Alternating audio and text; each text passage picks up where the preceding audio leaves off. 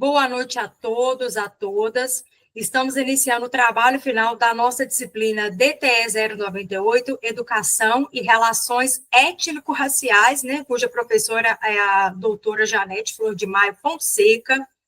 Então, o nosso grupo é composto pela Thaís, pela Rafaela, pela Yara, pela Viviane, pela Bruna e por mim, Karine, né, que vos fala. E é importante a gente deixar claro que no link, né, vai estar o nome de todas, o link de envio, né, vai estar o nome de todas, com matrícula, polo, tudo certinho. Então, a gente irá discutir o livro Outra Educação é Possível, Feminismo, Antirracismo e Inclusão em Sala de Aula, né, cuja autora é a Luana Tolentino. Então, segundo as minhas pesquisas, depois, gente, eu vou deixar aqui no chat o Instagram dela, tá? Tem muita coisa boa lá, para caso alguém queira conhecer, né? Então, a Luana Tolentino é doutoranda pela UFMG, né, e é pesquisadora do Núcleo de Estudos Interdisciplinares da Autoridade, né, da Alteridade, o NEA, que também faz parte da UFMG. Ela é mestra pela UFOP, ela atuou de 2008 a 2019 como professora de História da Educação Básica, né, nas zonas periféricas de BH. Ela também, ela é colunista, né, daquela revista Carta Capital. Eu, particularmente, gosto muito dessa revista, né? Foi muito bom saber disso. E ela é autora também de outro livro, Sobrevivendo ao Racismo, Memórias, Cartas e o Cotidiano da Discriminação, né? Então, assim, a Luana, sobretudo, né, ela é professora, ela é educadora, ativista, né, e está aí contribuindo, né, para a gente construir uma sociedade mais justa, mais tolerante e menos preconceituosa. E é legal, Karine, quando você traz, né, sobre a história da autora, porque a editora do livro que a gente está trabalhando é muito emblemática também, é muito marcante. É a Masa Edições, e ela é uma editora que ela é voltada para autores negros e o fomento da literatura afro-brasileira. Então, como que é importante a gente pensar, né, nessa trajetória mesmo, de quantos autores negros a gente já leu, quais que a gente tem contato, quais que são tão renomados, e falando assim, na educação, principalmente, que é a nossa área de atuação, a gente sabe como que é difícil, né, a gente ter o contato com esses autores de uma forma, assim, acessível, porque a gente sabe que a maior parte das editoras, a gente ainda tem a grande maioria de autores que não são negros, e aí, pensa, eles estão há 40 anos trabalhando nesse formato, então, assim, algo que descreve eles, que tem até lá no site, que é pioneirismo e resistência. Isso hoje, gente, em 2024, pensa 40 anos atrás. Como que devia ser, né, as barreiras que essa editora vivenciou para conseguir trazer à tona esses autores. E aí eles têm esse viés ideológico, eles tratam sobre a parte histórica, sociológica, afro-brasileira, trazendo essas referências negras para o nosso cotidiano, de forma acessível, e eu acho que é muito massa a editora em si, tem tudo a ver com a Luana, e agora, assim, nem quando eu vi isso sobre a editora, eu tive certeza do porquê que ela escolheu trabalhar com eles. Não, e quando vocês trazem todo esse lado dela, de formação, de atuação profissional, se a gente pensar nesse livro, eu acho que algo que se destoa muito é direitos humanos. Que direitos, ela vem fomentar em um dos capítulos dela, por exemplo, que quando ela traz esse assunto para debater em sala de aula, direitos humanos, a primeira coisa que os alunos trazem é direitos humanos é para defender bandido. E ela, mesmo sendo questionada por outros professores, pela comunidade, de por que trazer isso, porque ela é professora de história. Você não vai ter tempo para abordar seu conteúdo de história e direitos humanos. E ela, pelo contrário, ela fala, ela mostra e ela prova que tem como se encaixar, tanto que ela traz, por exemplo, direitos humanos junto à Revolução Francesa. Quando ela fomenta quando ela traz esse direitos humanos e ela e os alunos fomentam, né, uma fala que é muito vista na televisão, quando aqueles programas sensacionalistas falam que o direitos humanos está tirando o bandido da cadeia, os direitos humanos não está deixando prender o bandido. E ela traz, na sala de aula, ela não questiona o aluno, o pensamento dele. Ela traz embate, ela traz informações e faz com que eles fomentem essa discussão. E ela traz, e junto dessa discussão, eles fomentam que direitos humanos é para negro, branco, para homossexual, para heterossexual, direito humano é para todo mundo. E ela vem trazer, por exemplo, que quando ela traz esse assunto para a sala, 80% da turma muda de ideia. 80% da turma fala, a gente precisa pesquisar mais, a gente precisa questionar mais, a gente precisa entender melhor esse assunto.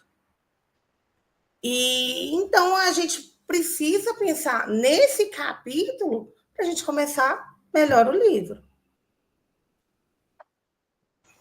Então, pegando o gancho do que a Thaís falou sobre os direitos humanos, né? Que é para nós somos humanos, então todos temos que ter acesso a este direito, né? O capítulo Lugar de Mulher aonde ela quiser, vai falar dos nossos direitos como mulheres, né? Porque até poucas décadas atrás aí, né? Nós não tínhamos direito ao voto, nós não tínhamos direito ao divórcio, né? Nós não éramos enxergadas como cidadãs, né? Então, o direito humano, ele abarca todos os outros direitos, né? E é muito interessante que a Luana trata demais sobre a importância, né, da igualdade de gênero, que é um debate tão atual.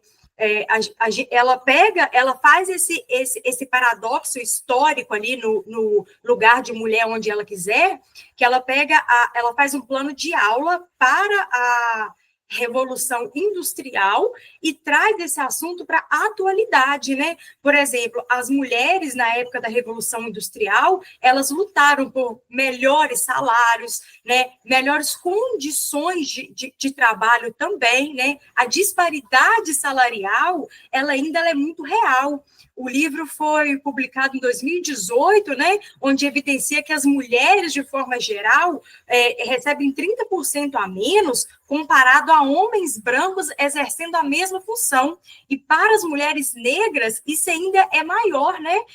Elas recebem 40% a menos exercendo a mesma função quando se compara ao homem negro. Perdão, gente, ao homem branco, viu? E a Luana traz isso também, né? Ela fala sobre as violências contra nós, mulheres. Dentro do debate ali surge a cultura do estupro, né? Onde um aluno dela, que ela chama de Sérgio, ele vai falar ali que as mulheres, elas têm culpa nisso, pelas roupas que usam, né?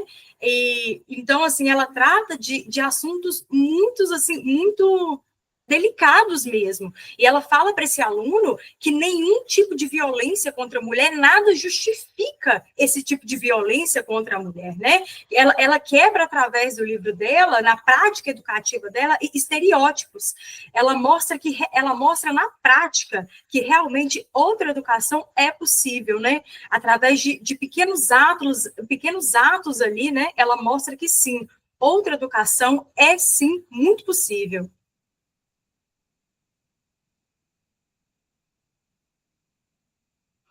Então, pegando esse gancho da Karine, que outra educação impossível, em 2017, a Luana Tolentino coloca que ela pegou uma turma muito agitada, né? Muito que não correspondia aos métodos que ela passava, que ela usava, e uma forma que ela encontrou de ajudar esses alunos a ter melhor concentração, melhorar o ambiente da sala de aula foi a meditação, né? Foi uma prática que eu achei muito interessante que ela usou dentro do livro que ela colocou, porque é um exercício que ajudou os alunos a se concentrar na aula, né? A ter maior atenção, uma forma de colocar os alunos para respirar, uma outra forma pode ser de alongamento, ou uma meditação guiada. que pode ser feita com os alunos em poucos instantes, ali que ela tirar um tempo, que o professor tirar um tempo dentro da sala de aula não é um tempo perdido. Isso eu vi no livro dela, né? Foi um ensinamento que eu vou procurar colocar em prática, sim, na minha futura sala de aula, né? E essa prática em relação à ética racial, né? O ético racial, uma meditação guiada pode promover a empatia entre os alunos, né? Com palavras de desejar bem ao próximo, incentivar a palavra de respeito às diferenças. Isso, nessa meditação, o professor vai estar ensinando, sim, a criar um ambiente mais harmonioso, né?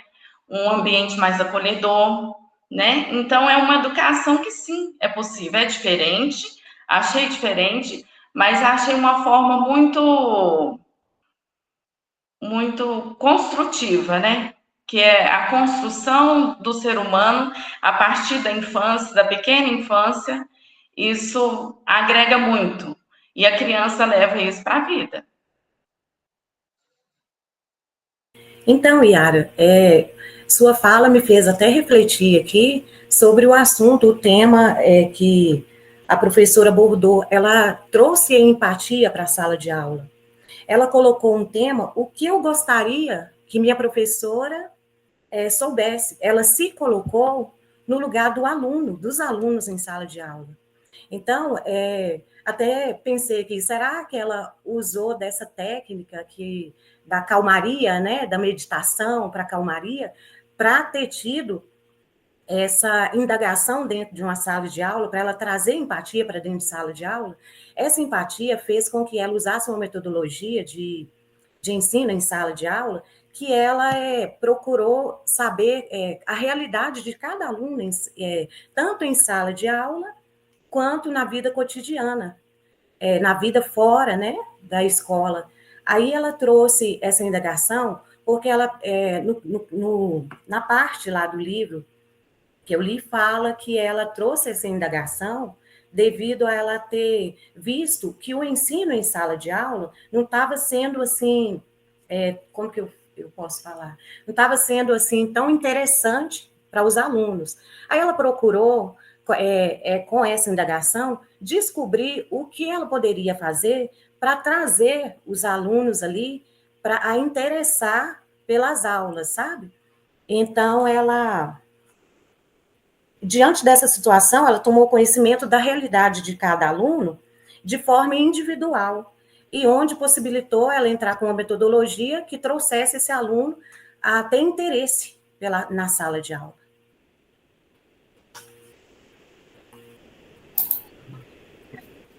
Então, gente, contextualizando aí com o que a Karine apresentou para a gente, né, e com a fala também da Viviane aí sobre despertar interesse, né, durante as aulas, a professora também, no capítulo História do cabelo crespo e cacheado, ela traz esse despertamento aí de curiosidade também de empoderamento, né, para o lado feminino, aí, como a Karine apontou, com uma iniciativa muito bacana de um desfile, né, que consistiu aí num projeto que ela fez de última hora, né, com o apoio da equipe pedagógica, o pessoal apoiou ela e conseguiu organizar aí esse desfile, né, das meninas. Foram 40 meninas, né, que participaram desse evento, e foi muito construtivo, principalmente para as famílias das meninas. Ela relata, assim, que as mães das garotas se sentiram muito bem representadas, porque na época delas, né, elas não tiveram essa oportunidade, né, de desfilar, de ter um reconhecimento da sua própria identidade, né, das suas características naturais do cabelo, que antigamente não era assim igual atualmente, né, de usar o cabelo naturalmente. As pessoas negras, não. Antigamente, as pessoas negras deixava o cabelo mais preso, era trançado ou alisado. Hoje, eu mesmo como negra, falando assim, né? Desde pequena, eu sempre usei dessa forma. Era preso ou trançado, entendeu? E depois, assim que eu tomei o limite da idade de fazer o alisamento, eu já iniciei, entendeu? Mas não que eu não goste do meu cabelo, mas é uma cultura, acabou sendo uma cultura, e acabou que eu continuei optando por isso, né? Mas a autora, ela coloca isso dentro da escola, né? De uma forma muito estratégica, né? Ela envolveu, assim, muitos alunos, e isso auxilia muito também com as relações étnicas raciais, né? Com a valorização da identidade negra, né? Com o combate ao racismo, né? Ela conseguiu fazer isso. E também uma reflexão histórica, né? E da cultura negra. Isso valorizou muito essa questão da relação étnico-racial. Thaís, que massa seu comentário. Desculpa, Rafa, porque assim, é muito de encontro com aquilo que ela também coloca, porque eu já falei Thaís, porque o nome do capítulo, né, que eu vou citar é Thaís, a menina que queria ser negra. Enquanto você estava falando, eu estava só com o nome Thaís na cabeça, porque a gente sabe, e eu também falando aqui enquanto uma mulher negra, que, a escola foi um lugar muito sofrido para mim. Muito sofrido mesmo. Quando eu vi no meu coração o desejo de ser professora, eu fiquei pensando assim, gente, eu estou estudando, estou passando por esse sofrimento inteiro para eu formar, para eu voltar para um lugar que as minhas recordações não são tão boas assim. Então, foi um processo difícil para mim também, me entender enquanto querer ser professora, voltar para a escola e tentar fazer uma educação diferente, né? Que é o que traz no livro. E aí eu fiquei com esse nome Thaís ressoando na minha cabeça, porque nesse conto, a Luana, ela fala que em uma das aulas dela, né, ela como sempre trazendo esse tema, né, de leituras mesmo afro-brasileiras, trazendo esses conceitos para dentro da sala de aula, mostrando para as pessoas como, gente, que a nossa cultura, a nossa história, tudo aquilo que a gente é hoje, veio de antepassados, né? Veio daquilo que foi antes de nós, e a construção do Brasil, ele é uma construção afro, não há como dissociar a escravidão da construção da história do nosso país, daquilo que a gente é hoje, da forma como a gente se reconhece. E aí, em uma das aulas, ela cita um diálogo, né, e aqui eu queria trazer para vocês, que uma aluna, que é a Thaís, fala assim, nossa, eu queria ser negra só para ser afro-brasileira igual a minha professora. E aí uma outra aluna da sala, e essa frase já é por si só chocante, né? Porque quem fala assim, eu queria ser negra, ainda mais uma criança que ela fala que tem a idade de 12 anos. E aí a outra coleguinha dela, também na idade de 12 anos, quando escuta a criança branca falar que queria ser negra, ela responde assim, ai, graças a Deus que eu já sou. Então, gente, pensa numa criança de 12 anos agradecendo a Deus por ser negra. Porque gente, eu fazia exatamente o contrário. Eu ficava perguntando assim, meu Deus, por que meu cabelo é assim? Por que eu tenho que acordar tão mais cedo que minhas outras colegas? Porque eu usava o cabelo de um jeito, gente, que se tivesse um fio para cima, e cabelo cacheado, vocês sabem, né? É todos os fios para todos os lugares. Então, se tivesse um fio para cima, eu estava lá passando gel e tentar de alguma forma fazer com que meu cabelo fosse parecido com os cabelos que eu via, que eu estudei numa escola que era, assim, 90% branca, então eu me sentia deslocada. Eu não tinha representatividade dentro da escola, meus professores, aquilo que eu conhecia, era muito diferente do que eu trazia. Então, que bom que essas práticas pedagógicas vêm trazendo possibilidades que crianças de 12 anos se reconheçam e querem ser negras, né? Aquelas que não têm as nossas características querem ter, e aquelas que têm agradecem por ter. E é por meio desse novo formato de educação, né, que a gente vê que é possível, que essas práticas antirracistas, elas, quando trabalhadas desde a infância, elas permitem que essas crianças se reconheçam, gostem de suas características, não questionem a Deus, assim como eu fiz, né, o porquê de ser assim ou diferente, e assim a gente vai, de pouquinho em pouquinho, né, tornando a vida das pessoas negras, desde a infância, que é tão refletida na escola, um pouco menos difícil. porque fácil ainda está longe de ser. Mas se a gente conseguir deixar um pouquinho menos difícil a cada dia, eu acho que a gente vai ter, assim, essas futuras crianças, enquanto adolescentes e adultos, muito melhores, e que a gente tenha, de fato, um país que reconheça a nossa história, as nossas características e a nossa vivência enquanto pessoas negras. Só um comentário sobre o que a Bruna falou. Hoje a aceitação está tão assim nítida. Como eu leciono no ensino médio, a gente teve lá, há uns 15 dias atrás, um projeto racial, onde trouxeram danças, trouxeram penteados, já para o cabelo afro, sabe? Já na questão afro mesmo.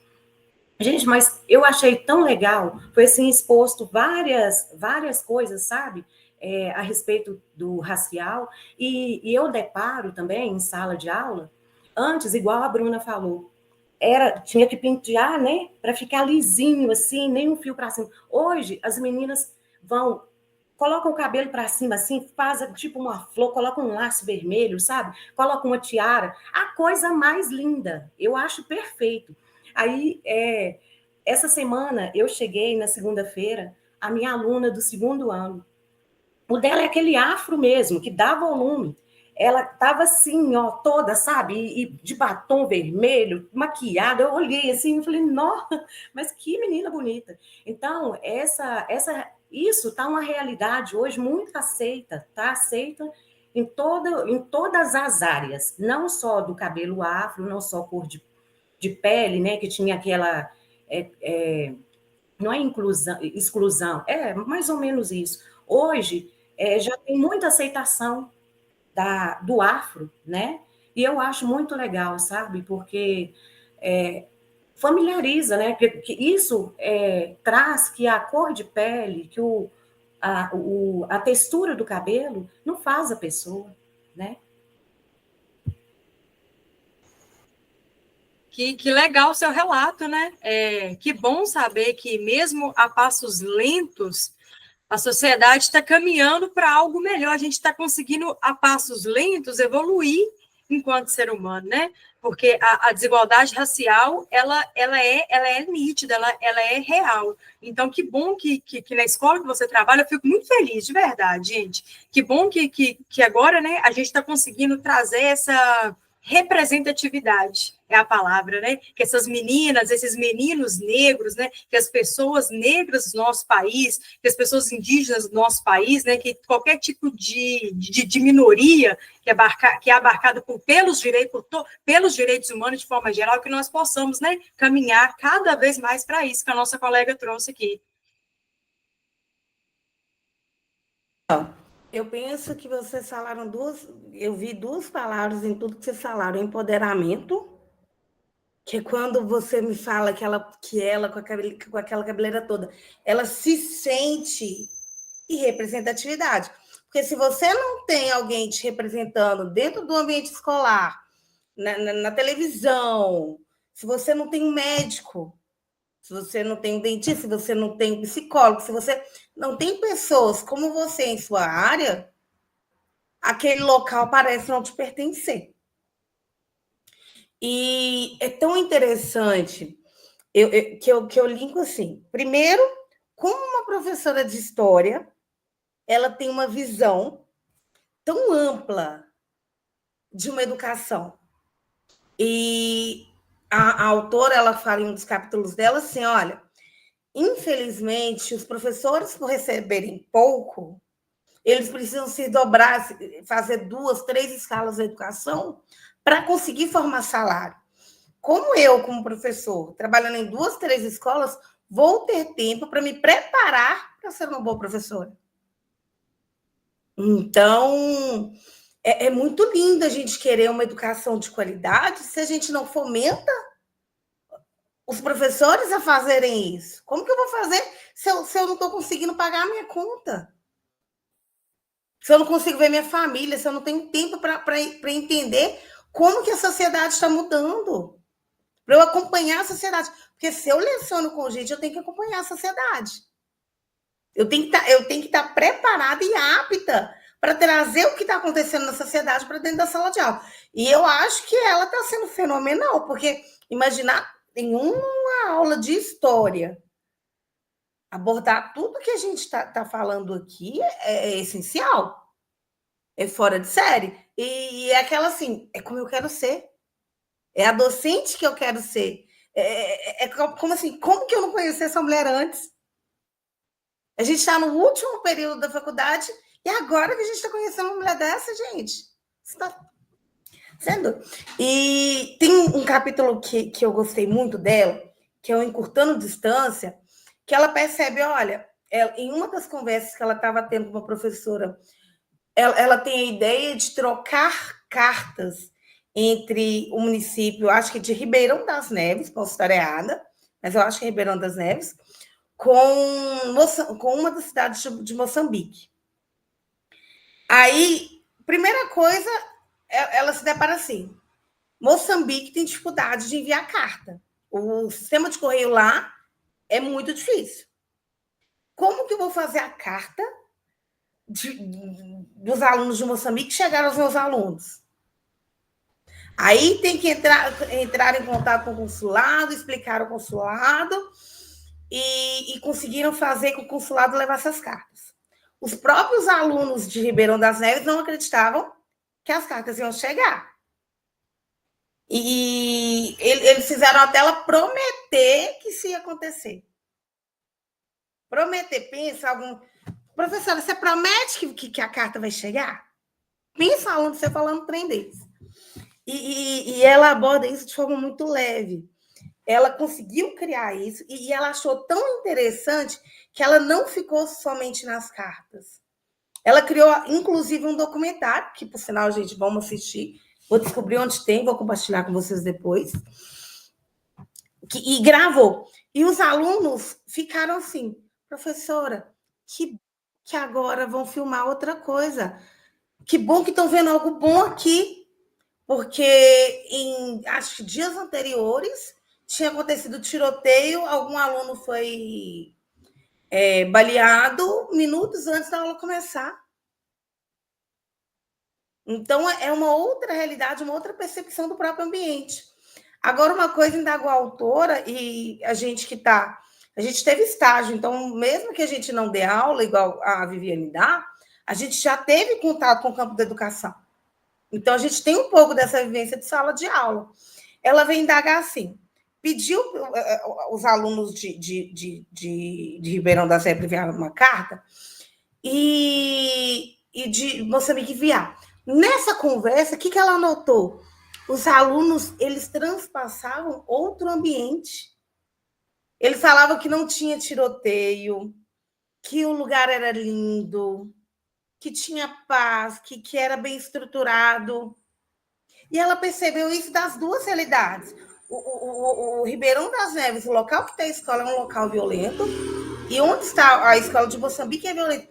Como que eles trazem uma outra realidade?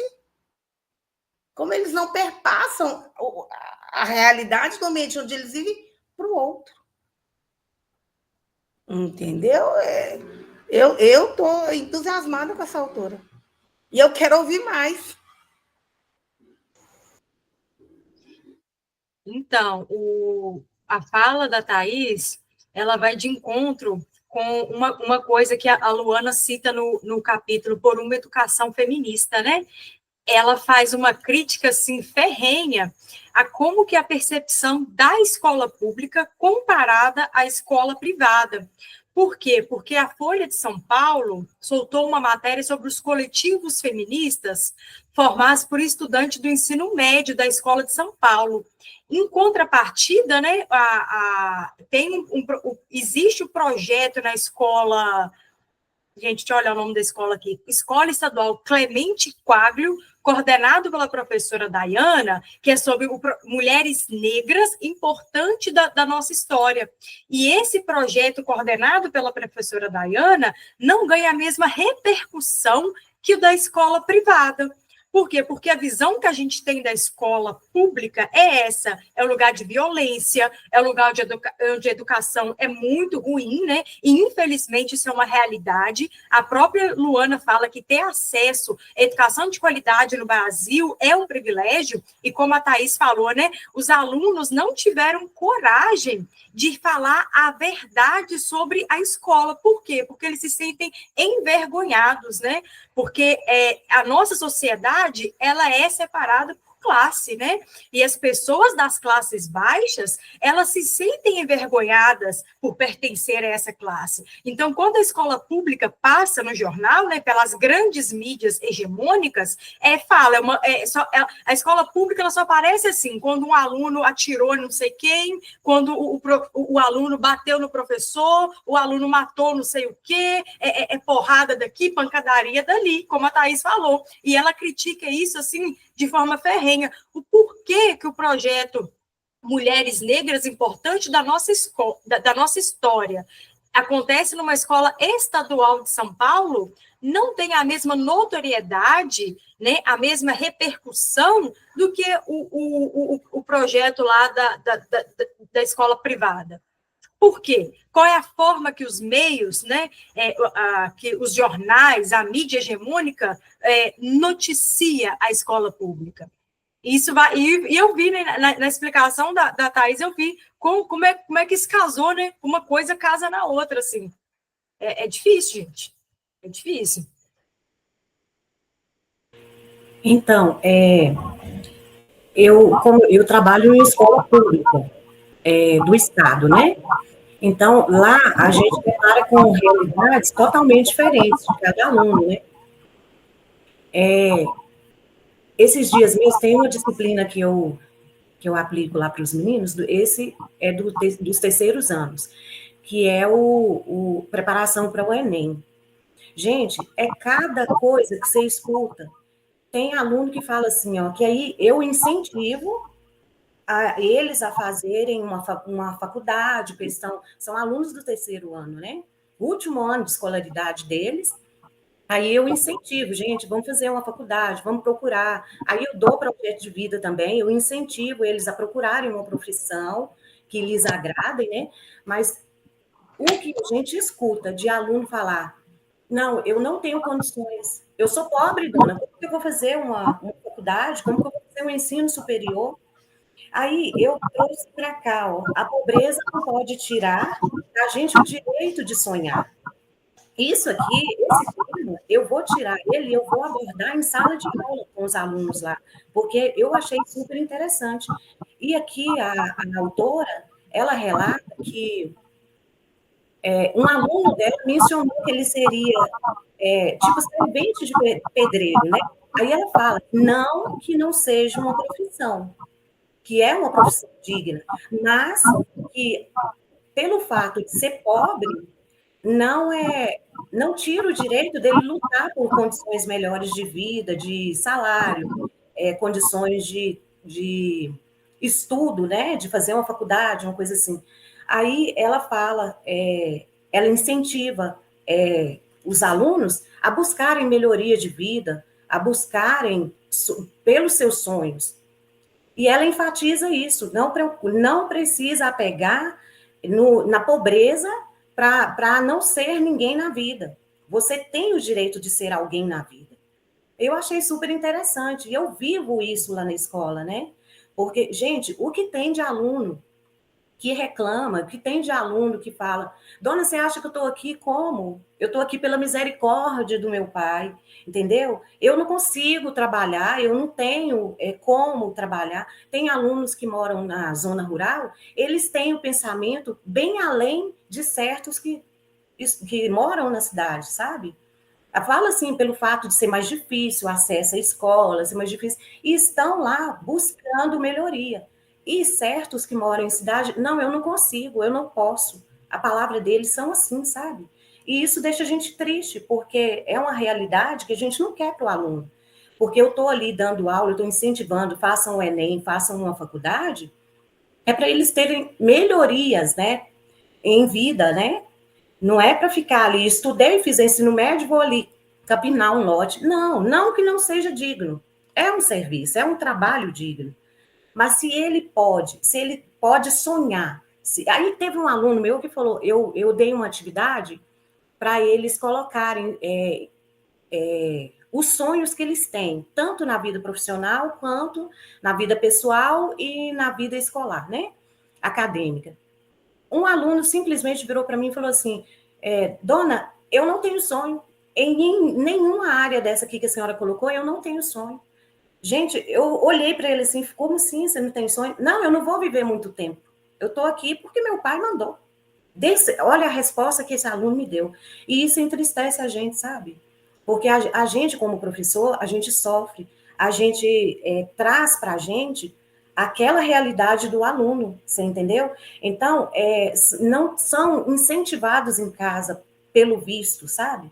E aqui, nesse capítulo, a pobreza não pode tirar da gente o direito de sonhar, eu achei muito interessante para trabalhar em sala de aula, porque ela traz um incentivo que chega a arrepiar a gente, para o aluno ter, sim, aquele sonho em vencer na vida, né? Então, Viviane, é só a gente pensar que tem aluno que vai para o ambiente de ensino para comer. Para comer. dentro dessa fala da Viviane, e dessas tragédias que acontecem dentro da escola pública, né? É muito chocante a gente ver essas coisas dentro da sala de aula.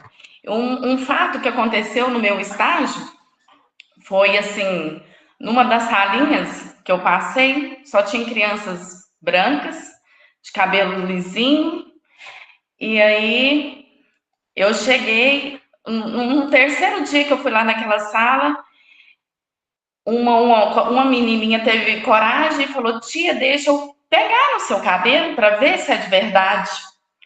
Né? Eu achei muito interessante isso, e pegaram, aí a outra foi, levantou, pegou, a professora ficou olhando, porque não tinha na escola, tinha mulheres de cabelos negros, né, tudo tal, mas todas lisas, eu cheguei lá com o cabelo todo enrolado, diferente, e as crianças daquela sala achou muito interessante, né, porque eu acho que lógico que eles vivem dentro da sociedade, vê, né, mas o pegar, o tocar, eu acho que eles ainda não tinham tido essa experiência, né?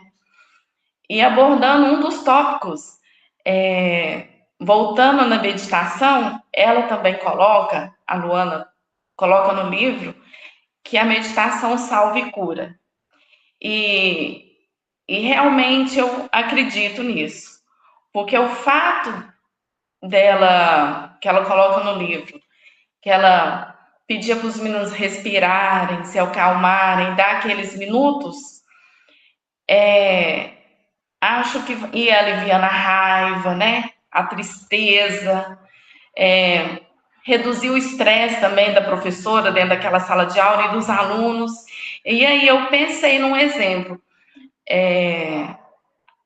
Esses alunos que chegam da zona rural, estressado, como vocês colocaram aí também, né?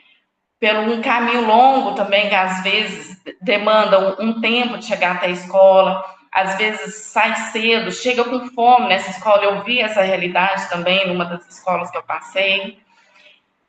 E o apoio que esse professor vai dar dentro da sala de aula é aliviando um pouquinho, com palavras boas, pensamentos bons, né?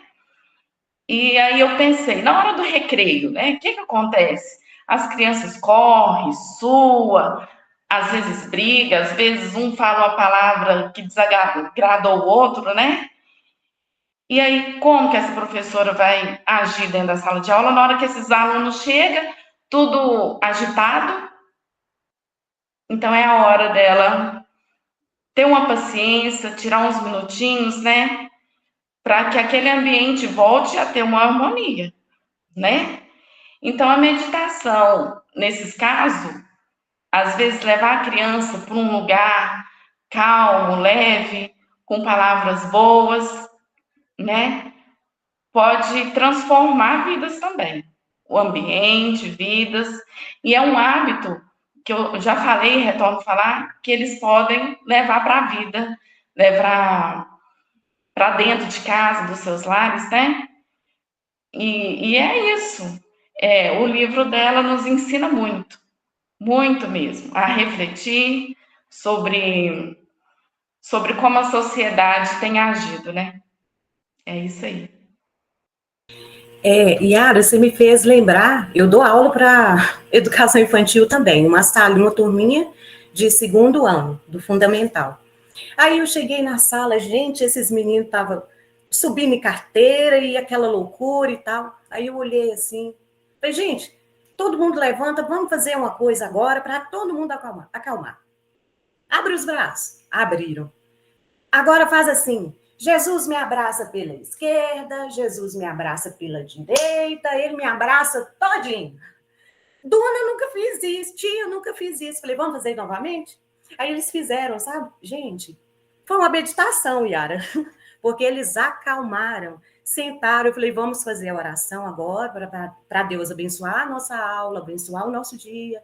Aí fluiu. E eu fiquei encantada, sabe? Porque surtiu efeito. Então, nesse sentido de meditação, a gente pode colocar como um paradigma esse abraça pela direita, abraça pela esquerda, porque funcionou. E eu me senti, assim, lisonjeada, sabe? Porque eu consegui acalmar a turma, 27 alunos de 8 aninhos. Então, você vê que não é fácil, né? Mas aí, Thaís, voltando lá ao assunto também do ensino médio, a questão do lanche, do aluno ir para a escola para o lanche, a gestora de lá, gente, fora de brincadeira, eu tiro o chapéu para ela. O aluno chega, tanto da zona rural como da cidade. Ele tem o lanche às 9, e chega às 7, às 9 tem o lanche. Quando é o último horário, a gente libera eles 5 minutos mais cedo para irem para a fila, porque tem um almoço. E é almoço mesmo. Carne, arroz, feijão, verdura, sabe? Salada, tem de tudo. Então, é assim, uma gestão que eu quero para mim, sabe? Assim, tanto, se algum dia Deus me proporcionar uma gestão de escola, ou que eu venha ter a minha escola, né? Porque sonhar não é, a gente sonha, não é impossível, né? Porque quem realiza sonhos é Deus. Então, eu sonho, eu tenho essa meta comigo. Eu sonho alto, eu não sonho baixo. Porque eu sei que eu sou capaz, eu posso, diante de Deus. Então, eu admiro a gestão da escola. Ela trabalha com projetos ela trabalha assim com projetos de inclusão social. Ela trabalha com a questão racial, né? Então, eu tiro o meu chapéu para ela, sabe? E é uma escola exemplo, é uma escola modelo mesmo daqui da minha cidade, que é Paracatu.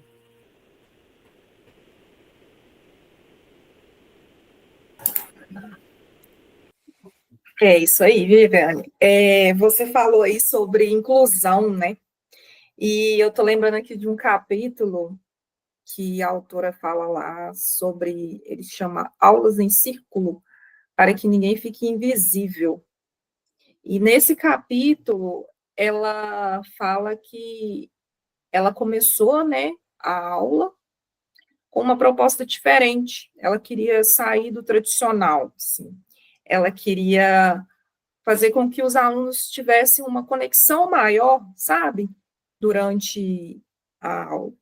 E aí, ela reuniu os alunos, né, em círculos, tirou as carteiras que ficavam enfileiradas e colocou em círculo. Essa simples atitude dela fez com que os alunos, a primeiro momento, não gostaram tanto da ideia, ficaram um pouco tímidos, né, o que é um pouco natural, criaram uma resistência também de aceitação, né, nas aulas dessa forma, mas, com o tempo, eles começaram a se conectar mais nos diálogos ali, durante as aulas de história. E aí, depois de um tempo, ela conta que teve um aluno, né, que ela fala até que é o Leandro, ele é uma criança especial, né, que tinha deficiência intelectual, ele se sentiu à vontade, sabe, de ter um momento ali com a turma, que que ele pudesse se expressar melhor, né? Que tinha essa dificuldade de se expressar. E aí ele pediu para poder fazer uma leitura de um texto, e ele nunca tinha feito isso. E aí, na hora que ele fez esse pedido, a professora ficou muito surpresa, né? Todos os alunos ficaram surpresos.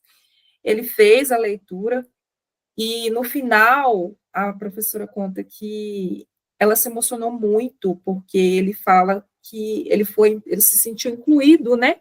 Quando ele fez aquela leitura e depois expôs um pouco do pensamento dele, ele se sentiu muito incluído e motivado também, sabe, a fazer mais vezes. Então, assim, acaba que essa estratégia de prática pedagógica, né, de aulas em círculo, ela faz isso, ela traz uma aproximação do aluno, conecta, sabe, o aluno, e é muito importante também fazer uma aula através do diálogo, né? É muito importante isso. E acaba que também no finalzinho do capítulo, ela fala sobre a inadequação do currículo tradicional de história, sabe? Que ele tem essa tendência um pouco a afastar, sabe? Essa conexão. E ela aproveitou esse momento dessa roda de conversa para poder abordar temas muito interessantes, como de intolerância religiosa, né, preconceito, discriminação, e acabou que foi uma discussão muito interessante, né, que ela conta, e esse tipo de aula, né, através de roda de conversa, ela também auxilia muito nas relações étnico-raciais, pode auxiliar quando ela pode incorporar, por exemplo, o estudo, né, de religiões de matriz africana, né, enfim, todos os aspectos, né, indígenas, a questão também da inclusão da pessoa com deficiência, ou a pessoa especial. Então, assim, é uma narrativa muito interessante, sabe, esse capítulo, e contextualiza muito também com o que você falou aí.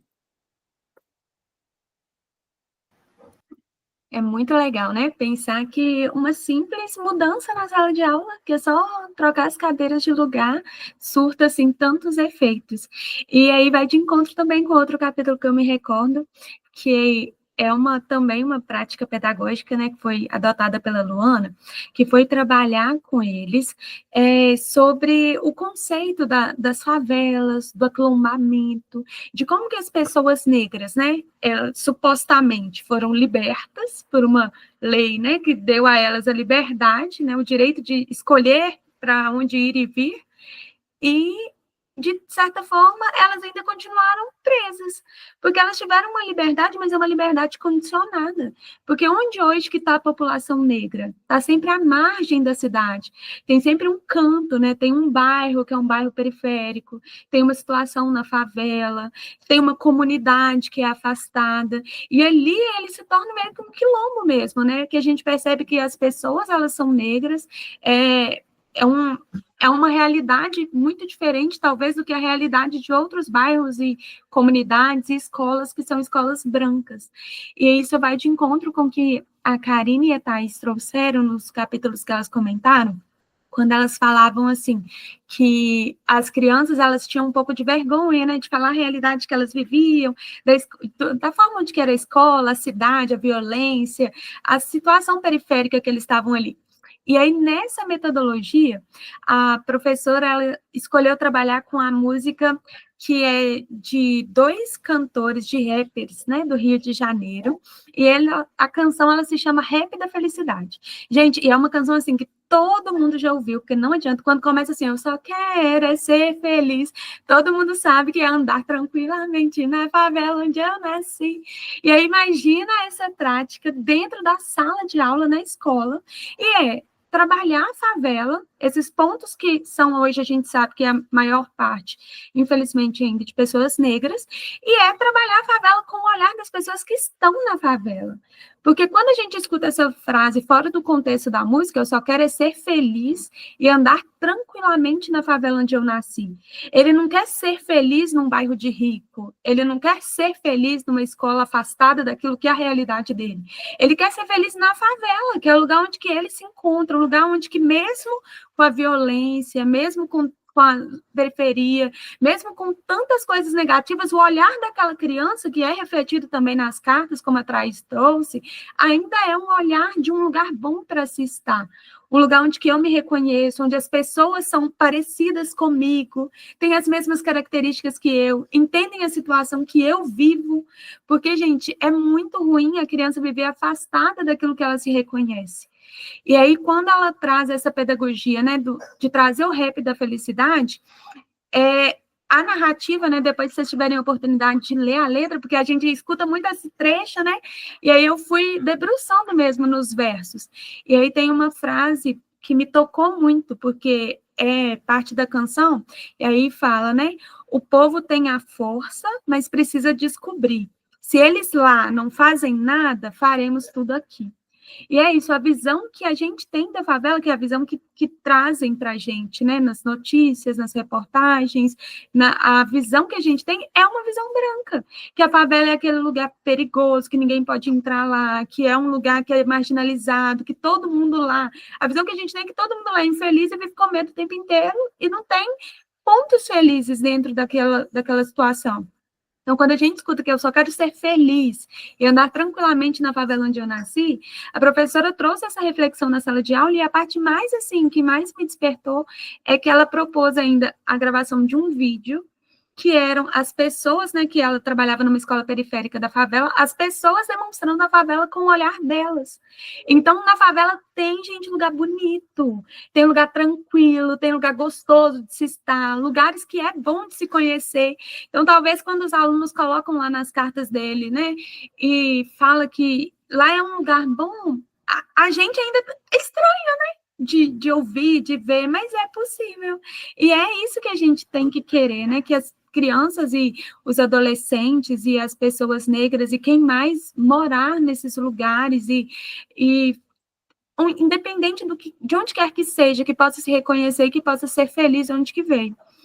E aí eu queria, assim, trazer um outro ponto de reflexão, é que todas essas práticas pedagógicas que é antirracista e que traz essa pauta do feminino, né, tão presente, elas só ingressaram, assim, como uma obrigatoriedade dentro da instituição escolar a partir da LDB, que é a Lei de Diretrizes e Bases da Educação Brasileira, e essa lei, ela foi promulgada, né, em 2003. Gente, 2003.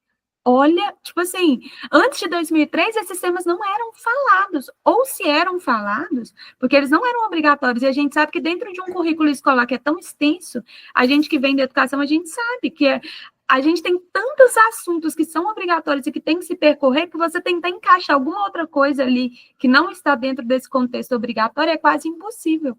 E aí pensar que até 2003 isso não estava dentro dos temas que eram trabalhados dentro da escola. Os professores que já faziam esse serviço, eles faziam um serviço de resistência, um serviço de luta, porque essa lei também ela só foi implementada graças ao movimento negro, graças às pessoas que eram antirracistas e que continuam sendo, e esse foi um marco muito grande nesse movimento social, né, na luta contra o preconceito e o racismo. E aí, a gente pensa que, assim, eu, na minha faixa etária escolar, que iniciou antes de 2003, vivi já um período tão difícil, mesmo que eu fui concluir meu ensino médio e fundamental, o ensino médio, né, em 2013, e ainda assim esse tema era pouquíssimo falado nas escolas. Então, é bem desafiador a gente pensar que a Luana ela traz esses temas, mas que é algo tão recente, é algo tão de agora, uma coisa que está presente desde a nossa história, né, desde sempre. Como que a gente conseguia? Eu me recordo hoje nas minhas aulas de história, a professora falando assim, que os portugueses chegaram, descobriram o Brasil, trocaram os objetos com os indígenas, tipo assim, toma aqui, meu filho, um espelho, você nunca se viu na vida, me dá aqui todo o seu ouro, suas terras, suas árvores, sua mão de obra, vem trabalhar para mim de graça. E na minha cabeça, a ideia era que ele foi. tipo assim, então tá, ganhei um espelho, vou aqui trabalhar para ser de graça, ser escravizado. Então, olha como que é tão importante, né, essa educação de história que rompe com essas barreiras, que quebra esse modo eurocêntrico, esse modo centrado na história branca.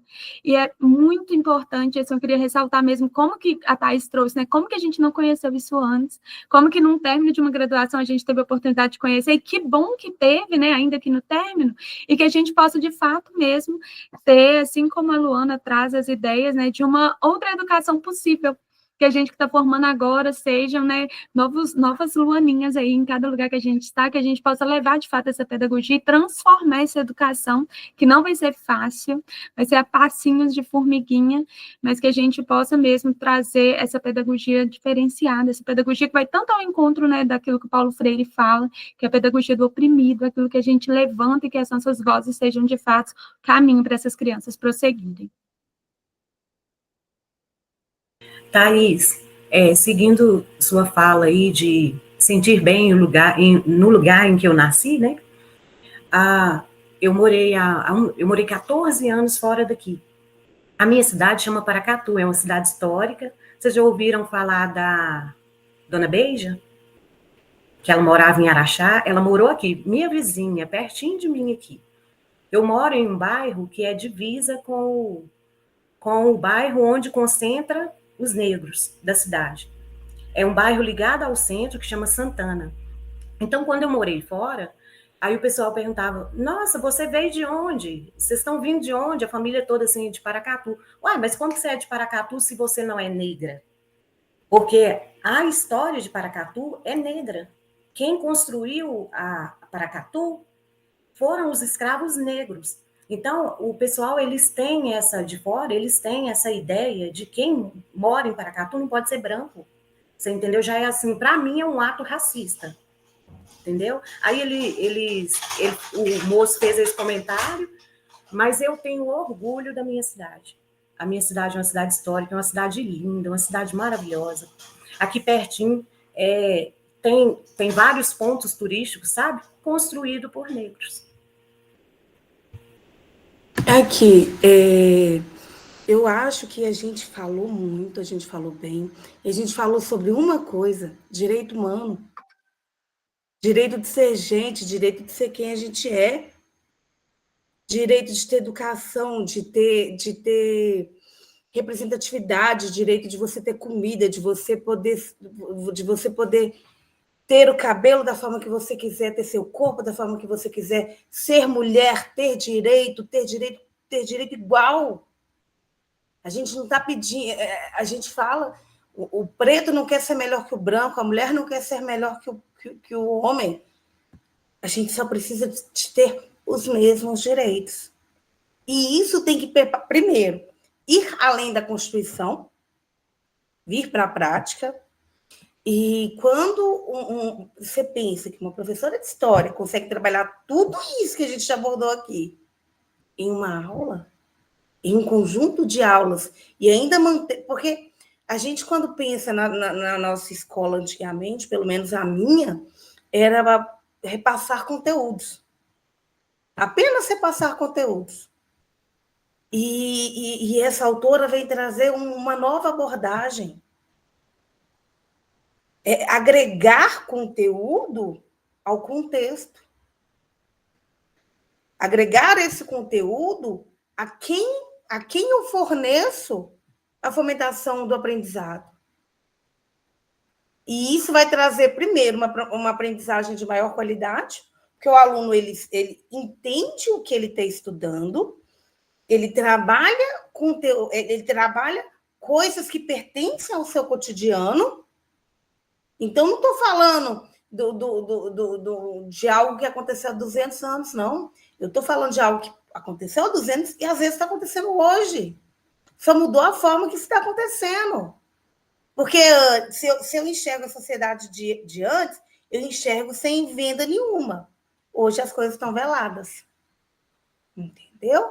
Então, eu acho que, para mim, o que ficou muito dessa nossa discussão de hoje precisamos pensar nós, como professores, como fomentadores de discussões que fazem que consigam fazer os alunos a pensarem os próprios direitos e o direito do outro, não só os dele, mas o das pessoas que estão no seu contexto. Muito bom, gente. Bom demais discutir com vocês, tá? Então, gente, como a Thaís falou, né, Thaís? Não é às vezes, não. Isso acontece atualmente o tempo todo, todos os dias, né? O Brasil ainda é um país muito perigoso para mulheres, para negros, para a comunidade LGBTQIA+. O Brasil, tirando a hegemonia ali de ser um padrão do homem hétero, branco e rico, né? Porque o pobre também não tem direito a nada aqui, ele é um país muito perigoso. Para todas nós aqui somos mulheres, ele é perigosíssimo para nós. Né? Quando você coloca o recorte de raça para as mulheres negras, ainda mais, né? A própria Ana fala, elas recebem até 40% menos, né, que um homem branco exercendo a mesma função. Então, é tudo isso que a gente discutiu, o trabalho dela é importantíssimo, gente, incrível, né? Incrível mesmo, uma discussão muito boa e que a gente possa usar aí na nossa prática como professoras aí, né, como futura, algumas já exercem, outras irão exercer ainda, e que nós possamos lembrar, né, desse livro como uma prática pedagógica mesmo, né, para uma inclusão, assim, real, não só na fala, né, mas real. Então, eu agradeço a oportunidade de a gente estar discutindo o livro, agradeço todas vocês, agora é 22h32 de uma quarta-feira, muito obrigada pela presença de todas, né, a gente Bora dormir, a gente enfrentou inúmeras dificuldades para marcar esse encontro, mas ainda bem que saiu. Eu agradeço a compreensão de todos vocês, gente. Eu vou encerrar aqui a nossa gravação, viu?